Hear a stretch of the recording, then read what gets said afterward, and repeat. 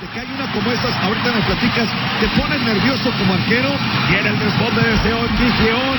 El servicio parece pasando, nuevo centro. ¡Gol!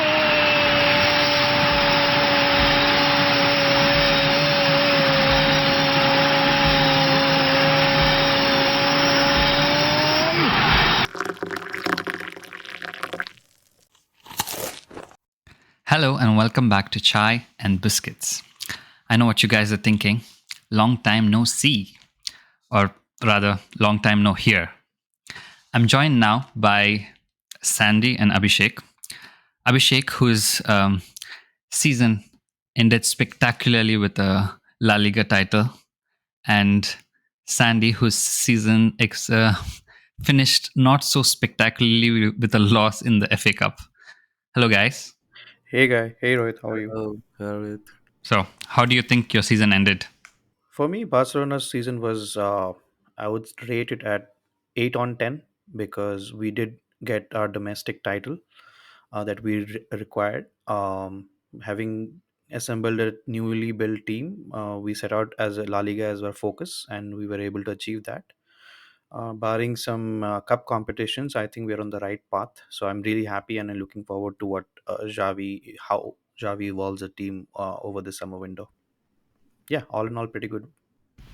Nice.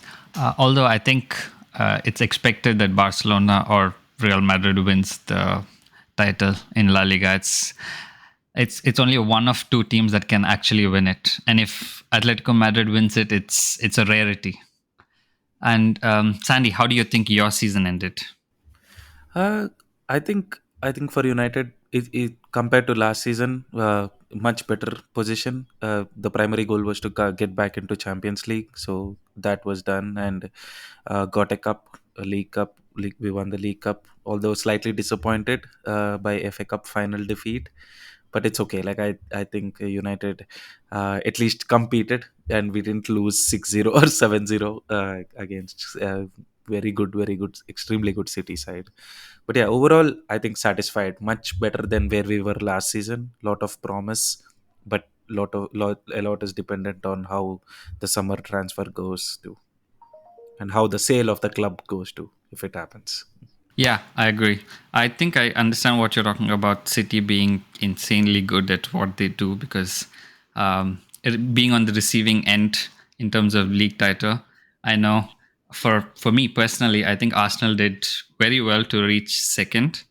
They could have won it, but I think you should just be satisfied from being where we were like 2-3 seasons ago to reaching even second, competing against City, being only 5 points off them is very commendable. So I think I'm super happy. I don't know about other Arsenal fans, but I personally am super happy to be second. So this You didn't episode, bottle it. I I do not think that we bottled it at all. I think that the mistakes that happened towards the end could have happened at any point uh, earlier on in the season, and when they didn't, we expected them not to happen towards the end as well. But I don't think it's bottling at all. I would say if a team that is expected to win does not win, that is bottling. So if City didn't win, then I would say they bottled it because even City, with even though they were second for most of the season, Arsenal were first. They had they had a, they had a couple of games in hand, and we knew that they would win it. So I think yes, to answer your Yeah, question, no, we did not yeah, bottle it. I thought you said yes yeah. for a bit, and the Yeah. explanation was also going towards yes that they bottled it. We did But not bottle it. It, it's a typical Arsenal fans explanation. So I don't think so. I know a lot of Arsenal fans who are very upset, like angry that Arsenal finished second, as though they expected Arsenal to win it. Because you didn't, like, at least even like diehard Arsenal fans didn't expect Arsenal to win the title at the start of the season. So yes, when they you look should at be from happy. Yeah, when you I agree, when you look at from that perspective, from the whole season overview, you wouldn't expect a young Arsenal team to be in second position, just 5 points off. But when you consider that at one point they were around 8 or 9 points ahead of City, Eight, then yeah. I think they should have seen it through. But yeah, it Especially happens. after the first half of the season, Yeah, when they finished at 50 points or something, one of the highest ever to finish after the first half. So, and I so think mm, I agree with those Arsenal fans who are angry, right? They're supposed to be angry because they had it in their hands. So yeah, that's No, a no, no. Because, like I said, even though they were 8 points ahead, City had one or two games in hand. So, mm, which itself is, I understand. Like you understand that City, City wins so many points so comfortably that for Arsenal, it's a much more different level, I think. And mm. in terms of playing style, even in if in some aspects they reached City's level, I think over the whole season, City was just unplayable in some games, and consistency was incredible throughout the whole squad for City. For Arsenal, not so much. I agree to some extent. I think it was a tale of two halves. First half was Arsenal. First half of the season was Arsenal, and second half it was City. And I think that was the difference for me. Yeah. Yes, I don't want to continue this long discussion about Arsenal's disappointing season for some. This episode is about team of the season. Um, so I think we should have some rules for how we decide this team of the season to make it a bit more interesting. I think from the winning team, because it was the amazing winning team of City, you can have three players from the squad. And for everybody else, for every other team, you can have a maximum of two players.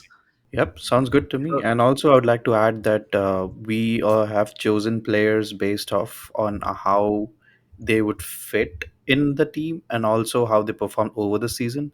So it was very hard to put in two players per team and three players for the winning team. But yeah, to make it interesting, we did that. Yeah. Yeah, I know what you mean because obviously the team of the season is City, right? Because they won the title. But yeah, so to decide from City, only three players is incredibly hard. So to start off with, I'm going to ask Sandy for his goalkeeper of the season. yep, it is a difficult choice. Although De Gea finished with most number of clean sheets, I think it is no one considers him even in the top five Oh, goalkeepers for this absolutely. season. Yeah, and there are for me this season. I think like the players who played well, they did not. The team overall as a team, they did not finish well, or the other way around. But overall, I think the way Brentford played and the way Raya played, I felt he should be included in the team of the season. He has the highest save percentage. He received highest number of shots too. So for me, he's the goalkeeper in the team of the season. What about you, Abhishek? Mm. I think you make a really good points about David De Gea not being in top five. Uh, and I would like to say the same for Loris as well. So it's left it, and it was for me between Ramsdale and Allison, to be honest, because Allison for me is still one of the really good goalkeepers, even though Liverpool have had a pretty disappointing season compared to their own bar that they have set. But since we do have only two players to choose from, and I need other Arsenal players for other positions. So I'm going with Allison. What about you, Rohit? Who do you have for your goalkeeper of the season?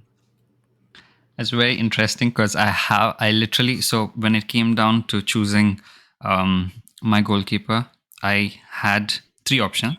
One was obviously Ramsdale, and I couldn't choose him because I needed Arsenal players for other positions. And the two options I had were Allison and Raya. So the two options that you guys had. I think between them, I decided to go with Allison. I think he was comfortably Liverpool's player of the season. And one particular stat that I loved was his post shot expected goals. So basically, a post shot expected goals is expected goals based on how likely the goalkeeper is to save that shot. And he had the highest amount of goals. When you subtract that, when you subtract the number of goals they conceded from the expected goals, then this number is incredibly high, especially for Allison, especially with the season that he had. So, in terms of stats, his number, post expected goals, minus the goals he conceded, was 10.1. And compare that with other players like Raya that you mentioned, he had 5, and Arsenal's Ramsdale had -2. So I think when you see how the spread is, so the lowest I think was even negative 10 for Meslia for from Leeds. So I think when you see how the spread is, to have personally saved 10 plus goals is incredibly high. So I'm having to go with Allison. Yeah, I think he's the goat in 1v1s. Him and Thibaut Courtois for me is like really good in 1v1. So yeah, I agree with your choice too. Okay, great. So next, the left back of the season. So I'm starting with Abhishek. What do you So think? maybe like we'll each of us like tell us the formation that we Yeah, chose. Ah, cool. Uh, Oh, so yeah, from yeah. that, I understand that you don't have a left back. No, I have a left back, but but I I think just when it comes to midfield and the attacking positions, we'll definitely have different options there. Mhm. Yeah. Okay. Okay. What's your Okay. So next, decision? yeah. I have so since you asked me, I would go and I would say I have a very unusual choice. I don't think you guys have that, and I have Estupinian as Brighton's left back as is for me in my left back position. Mhm. And Estupinian for me has been one of the corners for Brighton and the way they play. He's been the how to say engine, always running up and down the flanks. So for me, he gets in there as a left back. So I had different players for other the left back position, and it was Luke Shaw and Zinchenko because Zinchenko was really well and for Arsenal in the first half of the season, the way he slotted into the midfield and played an extra role, and Luke Shaw for his consistently performances on the left back position. But I decided to go with Estupinian because I had other players in other positions, and I feel he deserves a shot for a really good Brighton season. Yeah, he had a very good season, his opinion. Mhm. Especially the 4-0 at Emirates. Yeah, 3-0. 3-0 or 4-0? I thought it was 4. Okay. Yeah. 3-0. 3-0. yeah, him and Caicedo. You don't have Yeah, to make it worse than it already is. He scored at the end too, right? Because yeah, we were completely on the attack. and what about you, Rohit? I'll start with you. So I think for me, so I have 4 defenders, and I'm going with Zinchenko because I think in terms of his influence on the type of play that Arsenal played this season was very high, and just the fact that we had a player who could do that was completely different to how Arsenal played last season with Tierney, and and Tierney himself was so influential last season because he was one of the players who created the most amount of chances last season, and he was just bombing up and down on the left flank. But in terms of controlling the play, I think Zinchenko played a huge role in terms of creating chances, in terms of the defensive value that you had in the midfield. So I have to go with Zinchenko, even though I think there were a couple of other Arsenal players that I could choose. Obviously, I had to go with left back as Zinchenko because I think overall this season Premier League didn't have a lot of good left backs. Well, at least that's my opinion. The other player I was considering was Luke Shaw, but yeah, I went with Zinchenko because I think Zinchenko had a much more impactful season compared to Luke Shaw. What about you, Sandy? Yeah, I went with Shaw, Luke Shaw. So one reason is, so he had a very bad start against Brighton and Brentford, first two games, really bad start, and Malaysia took his place against Liverpool, the third game of the season. But I think like that triggered him, and the way he came back into the team, and he's now like one of the names that is definitely in the starting 11 for United. And a couple of things I liked about him was like, I remember Ten Hag saying that he volunteered to be a centre back against City to stop Haaland at Old Trafford. And the way he covered for Lisandro's injury and at the centre back position was really amazing.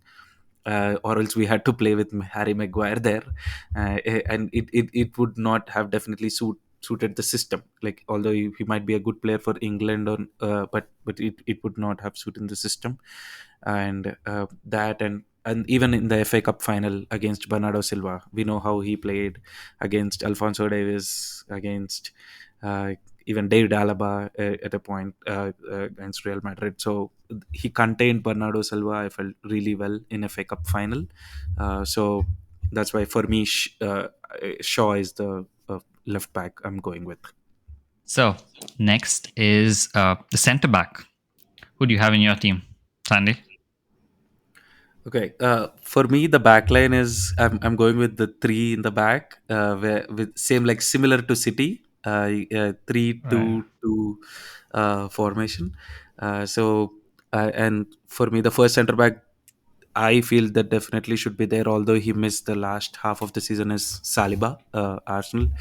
The impact that he had in Arsenal's team is really amazing, and the way Arsenal play with him and or without him is, you can see the difference. You can see the impact that he can have on the team. And yeah, I agree that one person cannot change the whole team, but sometimes like you have these type of impact players who it can trickle down the team also, trickle down into other areas also. And we saw how Holding did against City in Etihad, and it would have been maybe different if Saliba was there. So for me, it has to be Saliba because of the impact that he had on Arsenal's team this season. Abhishek? Okay, I have a surprise pick. I'll go with Virgil van Dijk. For me, What? that's What? because That's because even though he got dribble past, which his record of 65 games and not being dribble past, and now he has been dribble past in this season, people have been mocking him a lot, which is true. That but the whole Liverpool team have suffered in together. But if you focus on one position, Virgil van Dijk still is really good, and with his pace, with his height, with his everything. And I think he gets in because I have other players in the positions that I need, and I'm going with four at the back. So I have Van Dijk as one of the central defenders, and he has been consistent. Might I add that most of the defenders, like you mentioned, Saliba was injured, but Van Dijk is the only central defender who has played more than 30-35 games for a top team. So yeah. Yeah, but that also means that he conceded a lot more because he played the whole season not as good. Conceding is also the team effort. That's what I'm saying. If the whole team performs or plays well, they don't concede that much. But since Trent had to move to midfield role at the second half of the season, and the whole Liverpool midfield being too fragile to defend, there was a lot of pressure being put on the central backs and the goalkeeper Allison. As a United fan, for me, the moment of the season was Ivan Perisic. uh, dribbling past Van Dijk and Van Dijk falling. It was similar to Boateng falling against Messi's dribble. Yep. It was in a very similar fashion. But yeah, yeah, I get what you're saying. Yes, it's Liverpool's midfield also helped, like did not help in their cause, especially this season. Okay, what about you, Rohit? I think that was very surprising for me because I was sure that the centre backs would be from City, Arsenal, or I don't know, maybe from United, but not so much. But well, my centre back is not from any of these. It's from Brighton. So I went with Dunk because I think he played a very impactful role this season, and I needed other uh, players from Arsenal and City in other positions. So I think Dunk was very instrumental in terms of the progression. He had the highest number of passes uh, after, I think, only after Rodri, which is incredibly high itself. And he also had a high number of carry progress, which which is incredible. I think Dunk has than Rotary. Like, yeah, I'm just seeing the stats, and Dunk has 3,208 passes, and Rodri has 2,977. So Dunk has Oh, more great, than great.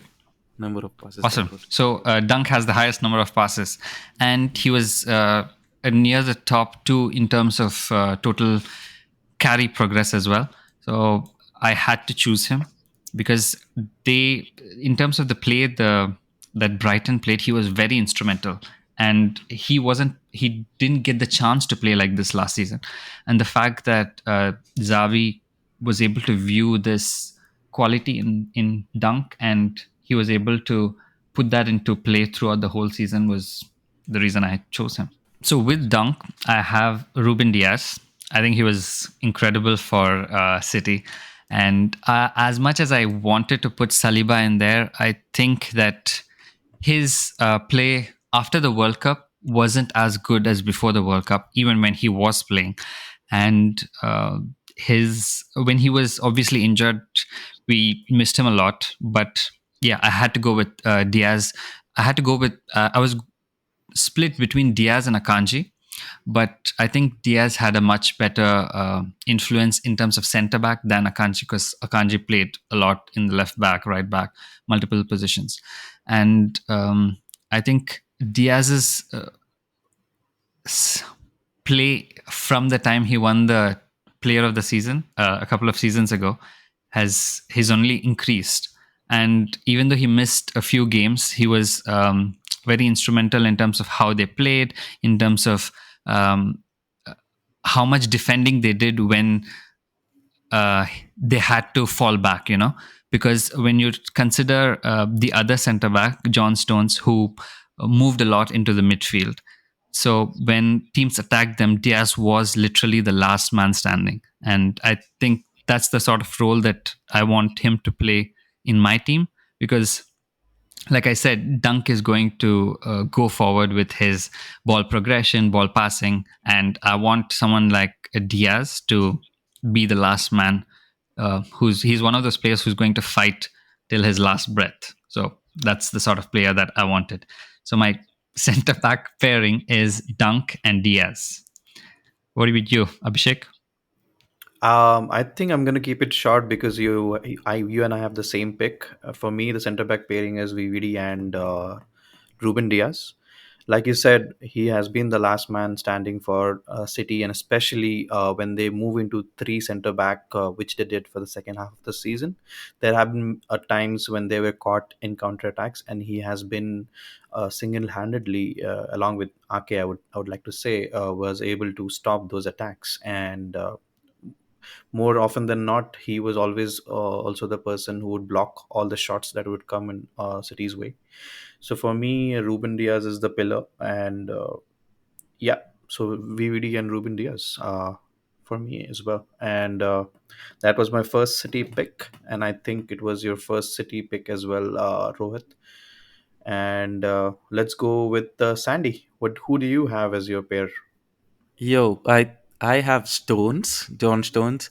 One reason being he's the main. I feel that change that they did is the main reason why City won the title this season, and going switching to back three and Stones moving slightly into midfield, helping form box midfield for City and to allocate Haaland into the team. I felt it was the change of the season that Pep made, and he was so instrumental in playing in that formation. So, and I also remember him switching positions to as needed.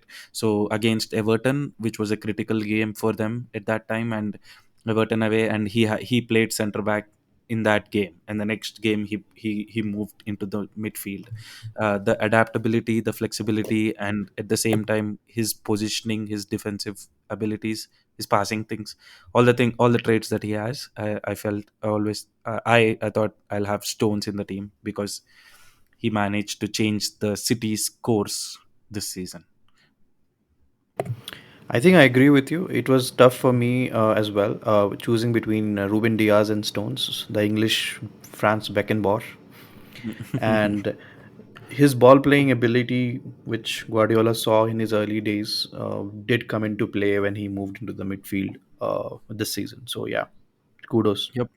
Yep, for me, yeah, I'll have Shaw can come back in my team. Shaw can come back and play as an LCB, and Saliba also, but Stones can move around in front. So that was my thought process. Yeah. So So you will have two defenders at the back if Stones move forward. yeah, I mean, like a yeah, it Yeah. can be Okay. two in the back or something. Yeah, yeah, but yeah. So that was what I thought. I wanted to have Stones in the team, so somehow Got it. accommodate him. Got it. And So what once right I back think right back or for right half of the defense. yeah, I think it will be same for three of us. I Yeah, think it was Trippier for me. I think it's Trippier for all of us. Oh, absolutely. Trippier for me as well. I Yeah. think not many options. Well, maybe we did have a few options, but definitely Trippier was so far ahead in terms of what he did for Newcastle this season. Yeah, Yeah. for me, for sure, Mhm. because the way he connected in the first of the season with, uh, Almiron. with yeah, with Almiron, with Miguel Almiron, and to connect, and it's not just his passing and connection; it's also his crosses, his defending, everything. He just so far ahead, like Rohit said, and I think for me, he's like the only choice out there. Well, I would have put in White as well, but yeah, Trippier is a definite You starter. you you will put the Arsenal level So, as like I said, there was only one outstanding choice out there, and I think White would come in a distant second position. Yep. Mhm. Yeah, yeah, absolutely. I think he had because of how good he is in set place as well. He's incredibly Mm. good and progressive place. He was one of the highest. Expected assists, he was one of the highest. In terms of crosses, he was incredibly good. So I think And and I overall, amazing. yeah, and I would like to add that I think Trippier was one of the mainstays for all of our Premier League, fantasy Premier League players who would always be there in our Yep. team. So yeah, having said all that, I think Trippier is a must for our right back. So after having all of our back four set or back three, like Sandy's formation, we would like to move to the midfield. So Sandy would go with you first because you have definitely four or five in the midfield. So what do Yeah. you have? Uh, What formation do you? so it'll be 3 and 4. Maybe Stones can be a centre back or floating between centre back and a midfield one, and the other proper central defensive midfielder. I for me, yeah, I think it's Casemiro. I had Casemiro in my team only because I wanted to have Rodri. I loved Rodri. The way he played this season was amazing. But since we can only have three players in the team, the second best midfielder in the defensive midfielder in the league was Casemiro for me. Although he was banned for I think 7 games, is suspended for 8 games. Uh, we United had the best defense in the league, like most number of they had most number of clean sheets, and I think the main part of that was Casemiro to the team, and the way he controls, the way he reads the game, the way he impacted the team, United's team. Everyone wrote off United after first three games. If you remember, we were just predicting a top six or top eight finish, and just one signing changed the course of our season. So, and the average points per game when he's there in the team is around 2.5 or something. And if you'd have played the remaining all the 38 games, I wouldn't say like we would have won the title, but at least like a close, not this big difference, at least close to City and Arsenal. That's what we can project based on the stats.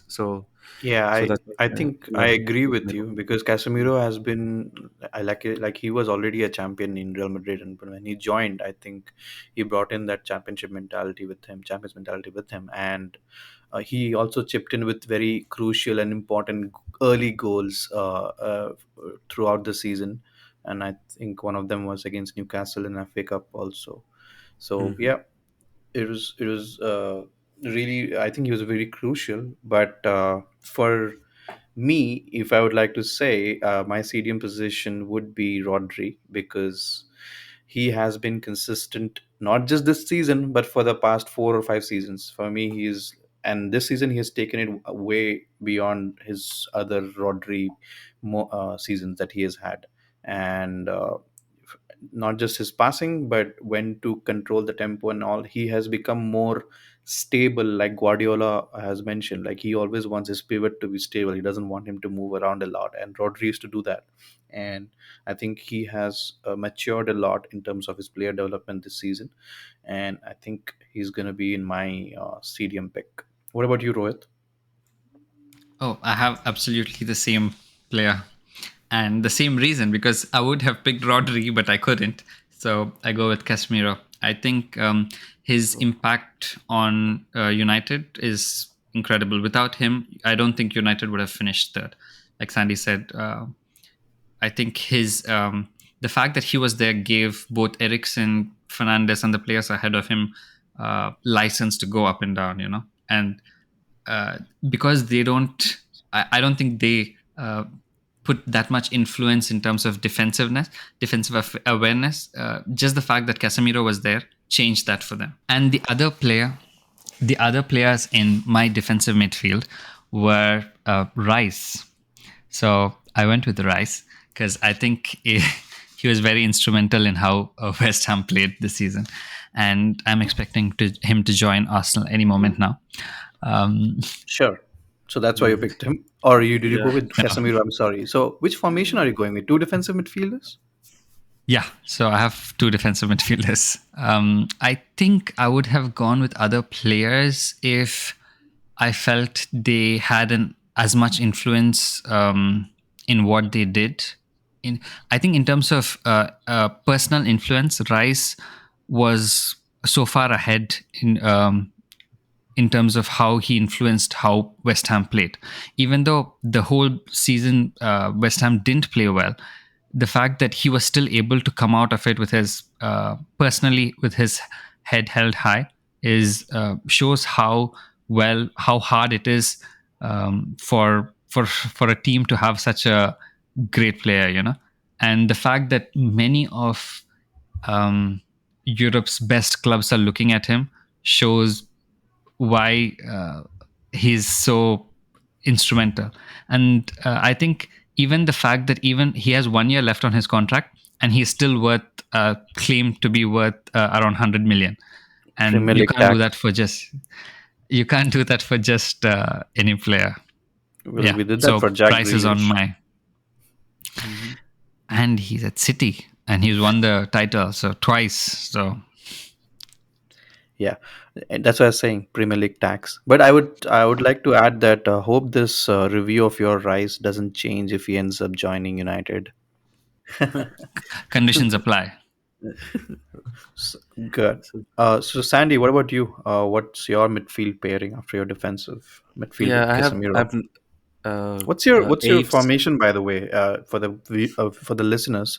I think it's At least in becoming a terms bit of murky. midfield. Yeah.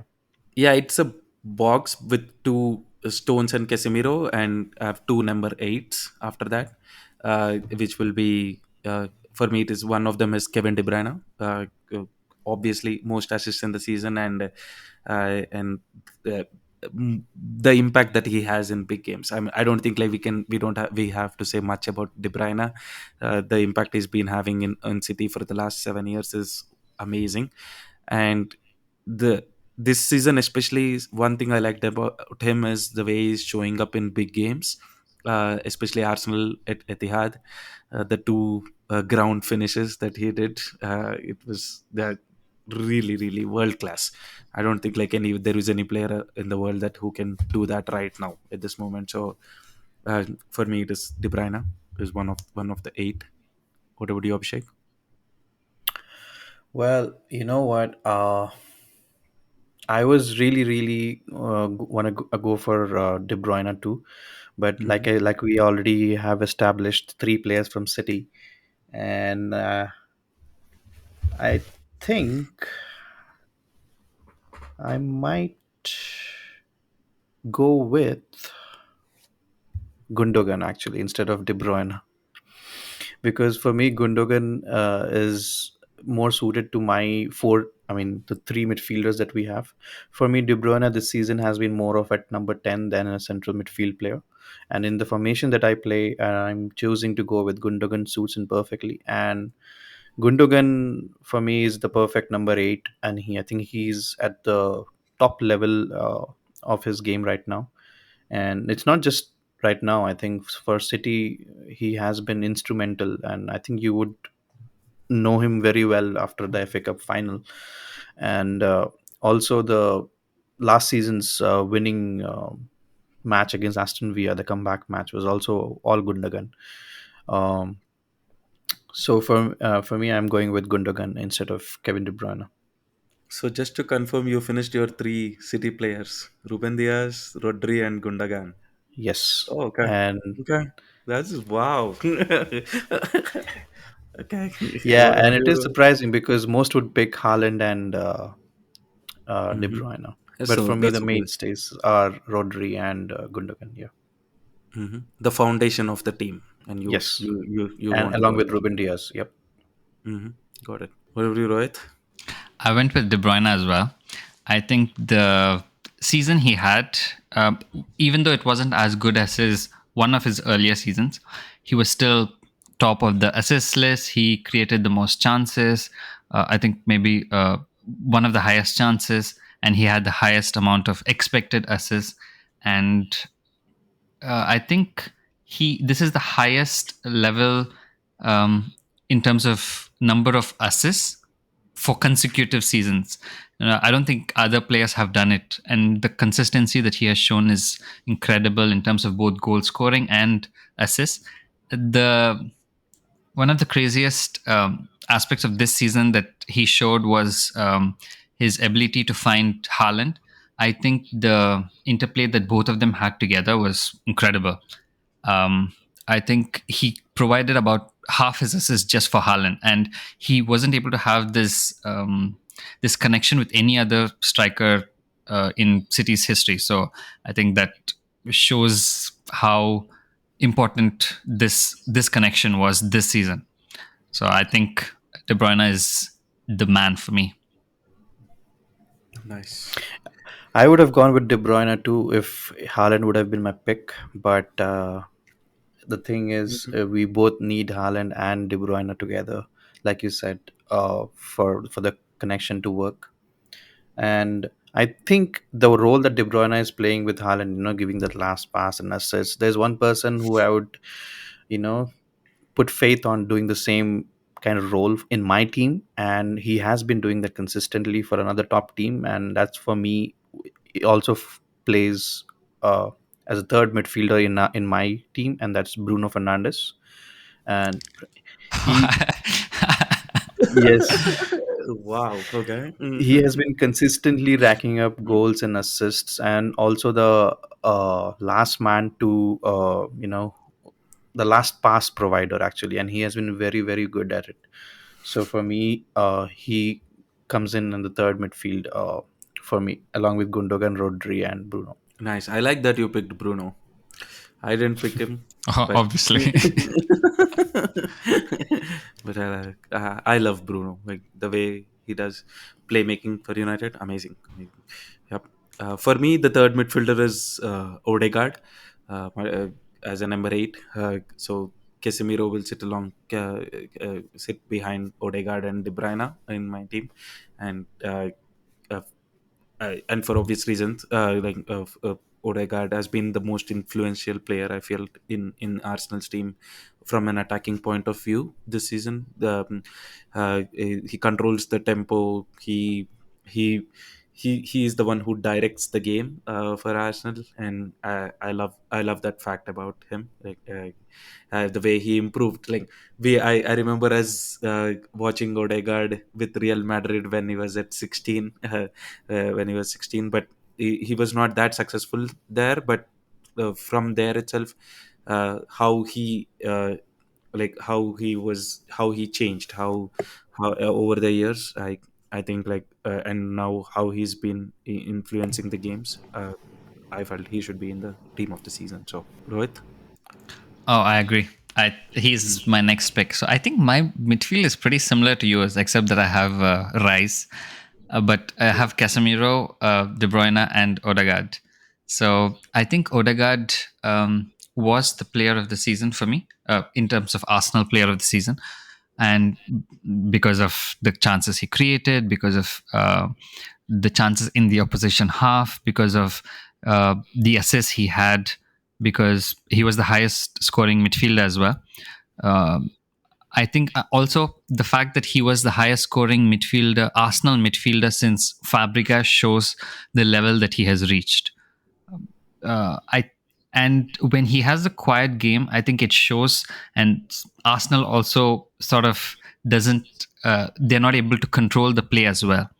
I think he was very instrumental in in how Arsenal played and the way Arsenal played um, this season, especially. And the fact that he was captain made it much more interesting because he was able to take the captaincy role and improved his gameplay. So you have Casemiro, Rice, De Bruyne, and Odegaard in the midfield. Four midfielders.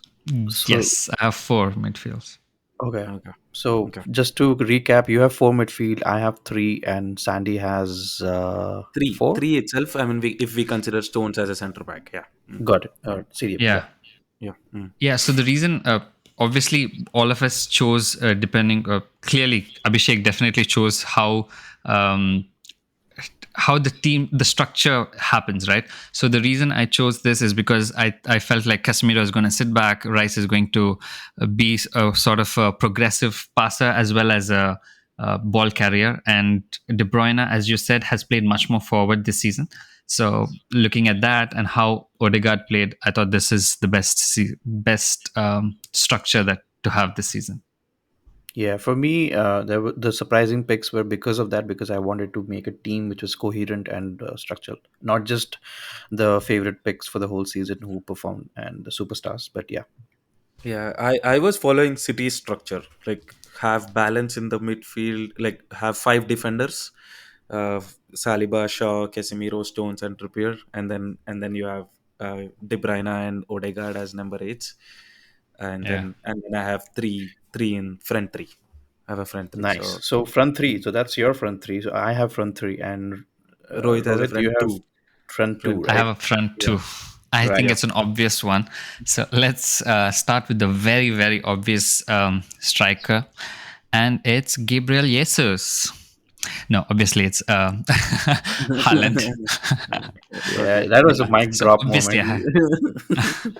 obviously, I had to go for Haaland. I think his well, if you guys remember at the start of the season, I believed that he was not going to break records, and I sort of stuck to it until the very end. But the way he played, the chances he finished were very good. Even if people say that he finishes off only easy chances, there have been other players before him who finished only easy chances, but they weren't able to reach the level that he has. And I think he was without him, City sort of struggled in previous seasons, and the fact that he's here this season shows the level that Pep's City could reach. With the treble, and he had to choose him. There was no other option. What about you, Sandy? Same thing. Haaland is definitely there, and for me, it is like a one diamond kind of formation. Like I have a number 10 and two strikers, and one of the striker is Haaland.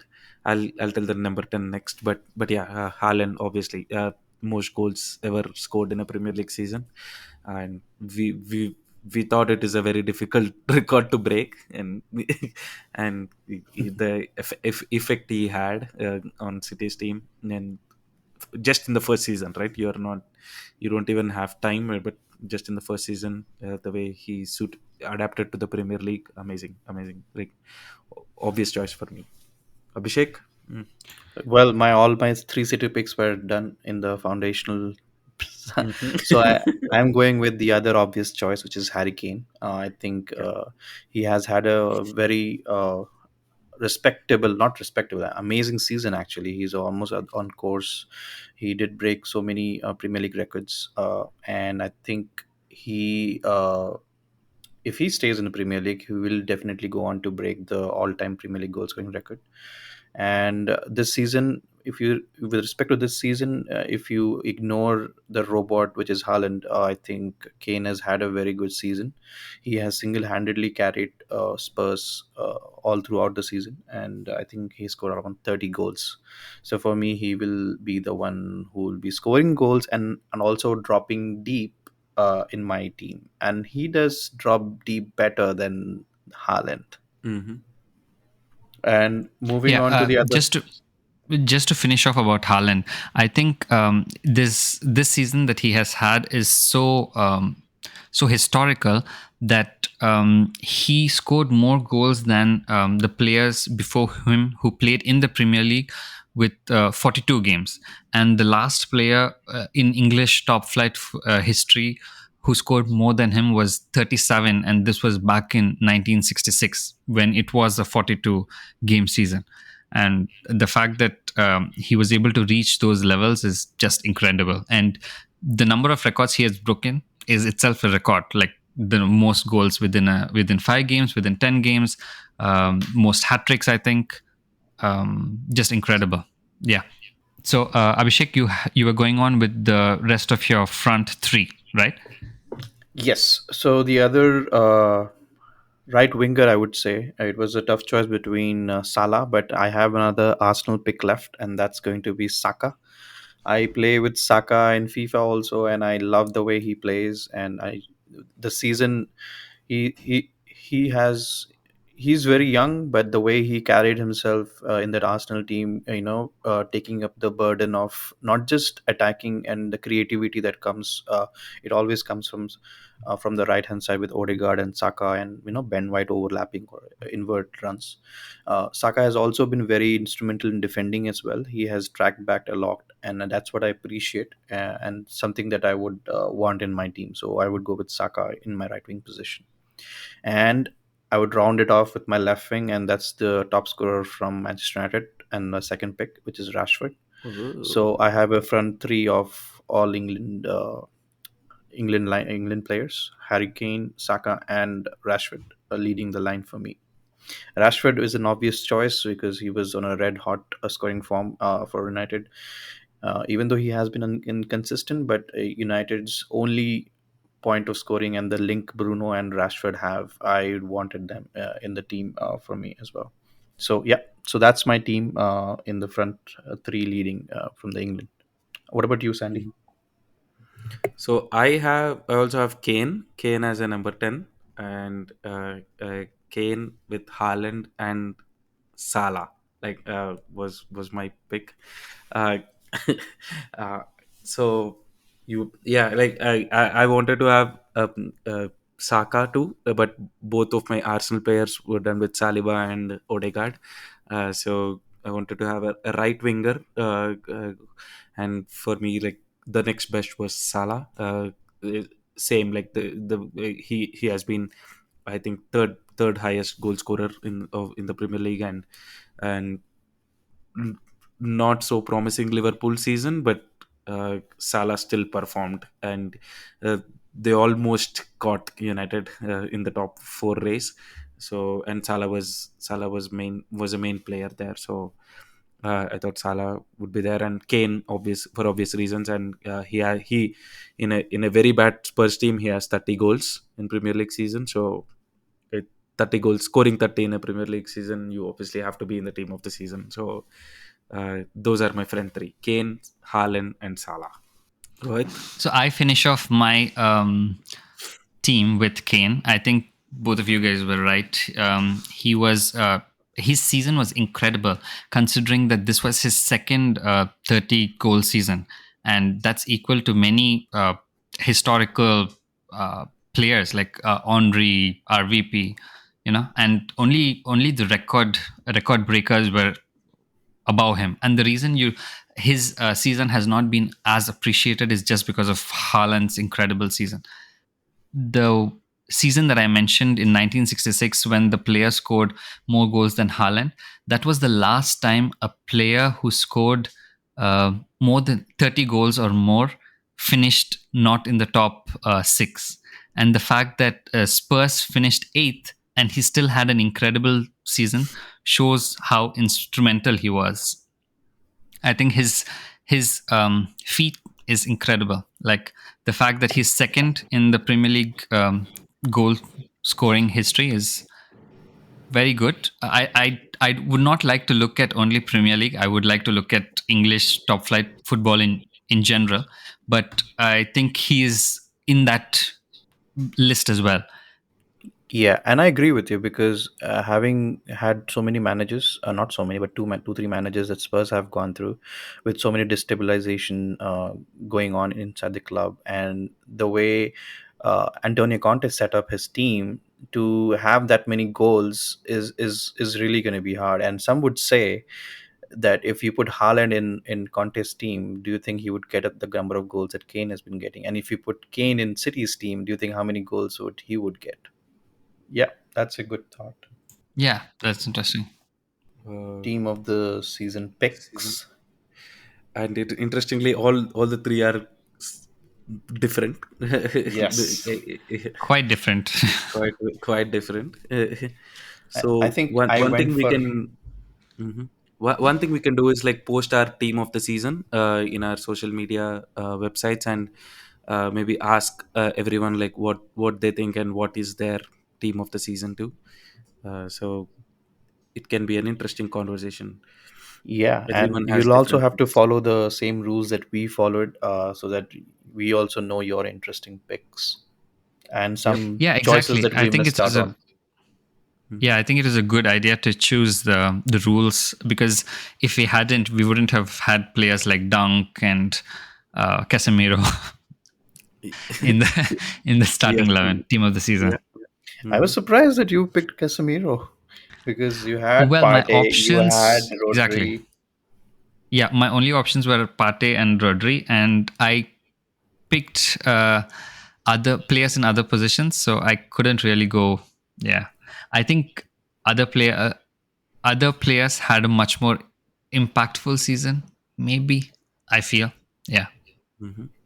Yep. Yeah, even for me, as I was saying, like Rodri was the best defensive midfielder, yeah, but since I had three uh, picked already from City, and Stones, De Bruyne, and Haaland, and for me the second best defensive midfielder in Premier League was Casemiro. So above Partey, I think. So A big sigh from you, Rohit. yeah. But I think in terms of impact, he definitely has had a role. Maybe maybe it's another discussion in terms of how each defensive player is different. How Rodri is different from Partey and Casemiro. But it's nice to see that all of us agree that Rodri is ahead of the rest. way ahead. Where? Yeah, yeah, we're not just sticking to our teams and thinking, no, Partey is the best. or Casemiro is the best. Yeah. I agree. So in paper, in theory, I had 4-3-3. What did you have, Sandy? It was a Mine is if you say 4-3-1-2. 4-3-1-2. Okay. And you, Rohit? I had 4-4-2 actually. Because like I mentioned, other players didn't perform as consistently. Haaland and Kane were so far ahead, so I had to choose both of them. I think the team that I picked were more or less consistent throughout the season. That's how I feel about this team. I'm happy with this team. So your right winger is Odegaard and left winger is De Bruyne, or 4-4-2 diamond. Yeah, 4-4-2. Uh, Maybe 4-2-2-2, but 4-4-2. Yeah, it's not a diamond basically. I would like Rice to be more defensive too. Okay. 4-2-2-2. Oh. Yeah. There you go. That's our team of the season individually.